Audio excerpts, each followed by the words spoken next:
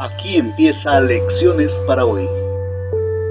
Un viaje al corazón de la palabra de Dios, con un ambiente de estudio, oración, investigación, historia y misión.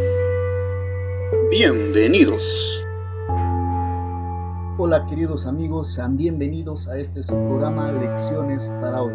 El tema crisis de liderazgo.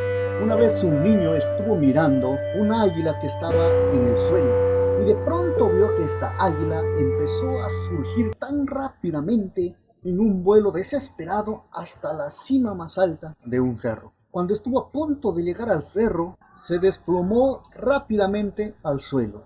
Cuando el muchacho fue a averiguar qué es lo que le había pasado a esta águila que tan rápido había caído, se dio con la sorpresa de que este animal había sido mordida por una víbora. Justamente eso es lo que pasa cuando un ser humano es mordido por la víbora que es el orgullo. Puede ir tan rápido hacia sus metas y lograr el éxito, pero cuando eso sucede, puede caer tan rápido cuando es mordido por el orgullo. El texto base de nuestro estudio está en Isaías, el capítulo 6, versículo 1. Dice de la siguiente manera: En el año que murió el rey Usías, vi yo al Señor sentado sobre un trono alto y sublime, y sus faldas llenaban el templo. Queridos amigos, pongámonos un poco en contexto al tema que estamos estudiando, el capítulo 6 del libro de Isaías.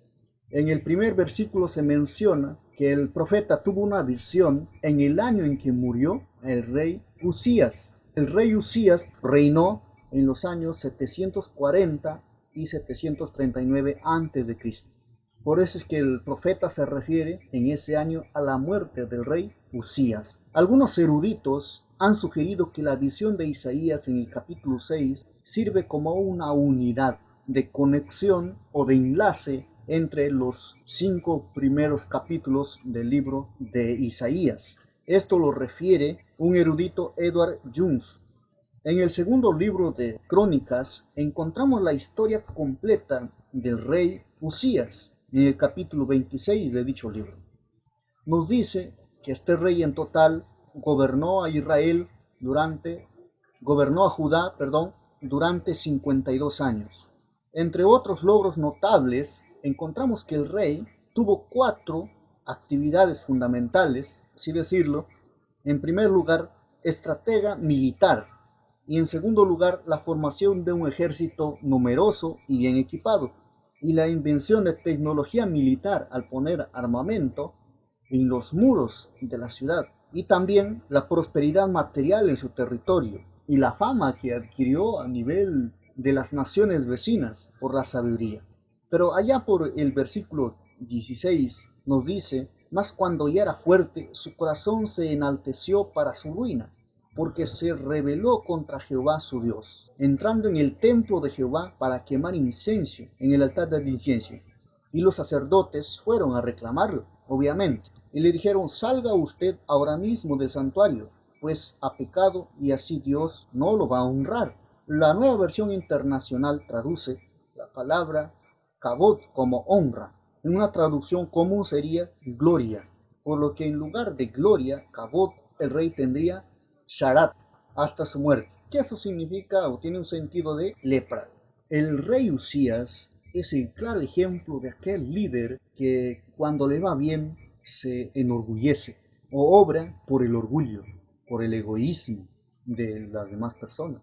Cuando hablamos de crisis de liderazgo, no tanto de carencia, sino de transformación, de un cambio de liderazgo. Pero más que eso, queridos amigos, aquí vemos a Usías que tranquilamente hubiese podido llegar a ser el mejor rey de Israel. Pero las últimas líneas de su historia biográfica manchan toda su vida de prosperidad y de realización personal que tuvo. Cuando hablamos de crisis de liderazgo, hablamos de que hay líderes que en vez de ser transformados y ser cambiados, en vez de que haya una sucesión de liderazgo como debe de ser por naturaleza, esa sucesión se da forzosa. Por eso que su hijo empezó a gobernar y a él se le apartó a una casa para que pudiera él pasar sus días ahí solo. El profeta Isaías, al referirse a la muerte de Usías, en el capítulo 6, evocara a un rey próspero y glorioso, tal vez solo superado por los dos reyes de la dinastía unida, que fueron David y Salomón. Sin embargo, la gloria de Usías termina en lepra, en soledad, en destierro. Y cuando un líder anhela lo más alto y sube tan rápido, como decíamos hace un momento, como el águila, es porque en algún momento fue mordido por el egoísmo. En contraste a eso, entramos a la segunda parte de nuestro estudio. En contraste al rey Usías, el profeta Isaías ve al Señor, dice en el versículo 1, vi al Señor sentado sobre un trono. Que vale la pena aquí decir que el Señor siempre estará en su trono. Recuerden que Dios siempre será el rey y es a él que Usías tenía que darle cuenta. Y Usías lamentablemente se rebeló. Usías no respetó los roles. Es por eso que un líder que quiere hacerlo todo, lamentablemente, corre el riesgo de ser infectado por el egoísmo, porque quiere para él la gloria, porque no estaba contento con las victorias militares, con la prosperidad de la tierra. Quiso también involucrarse en la actividad espiritual del pueblo. Dios le había dado eso a los sacerdotes. Él no era el responsable de eso. Él era el sacerdote. Él como líder político tenía que dar el ejemplo, pero más no podía cumplir la función que Dios había delegado, que le había dado como privilegio a otras personas.